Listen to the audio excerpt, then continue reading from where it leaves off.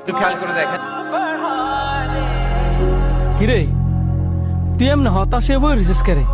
আর কইস না রে, যে প্ল্যানে করি সেই প্ল্যানে বেচতে যায়, শয়তান আমার ফিজই ছাড়তাছে না। ধর তুই একটা অফিসে চাকরি করস, একদিনও যাস না, ওই অফিস থেকে কি তুই বেতনের আশা করতে পারবি?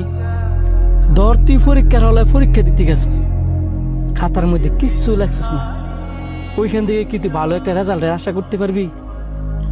না, আমি যদি কোনো কিছু নাই করি তো ভালো কিছুর আশা করবো কেমনে?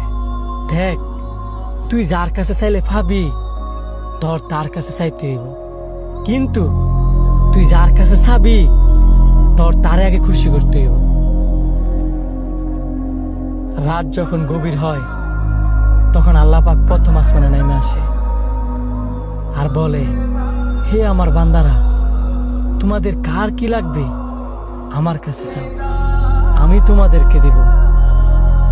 এই যে তুই মন খারাপ করিয়া এনে বসে বসে চোখের পানি ফালাইতেছস, এই চোখের পানিটা তুই যদি তাহাজ্জুদের নামাজ পড়িয়া মোনাজাতের মধ্যে ফালাইতি, তোর চোখের পানি ফরার আগে আগে আল্লাহ পাক তোর মনের আশা পূর্ণ করে দিত। তুই মানুষের সামনে চোখের পানি ফেলাবি, মানুষ তোরে সান্ত্বনা দিব, আর তুই আল্লাহর কাছে চোখের পানি ফেলাবি, আল্লাহ তোর সকল মনের আশা পূর্ণ করে দিব। কিন্তু হ্যাঁ, তোর চাওয়ার মতো চাইতে হইব। তুই আল্লাহ পাকরে খুশি রাখবি, আল্লাহ পাক তোরে খুশি রাখবি।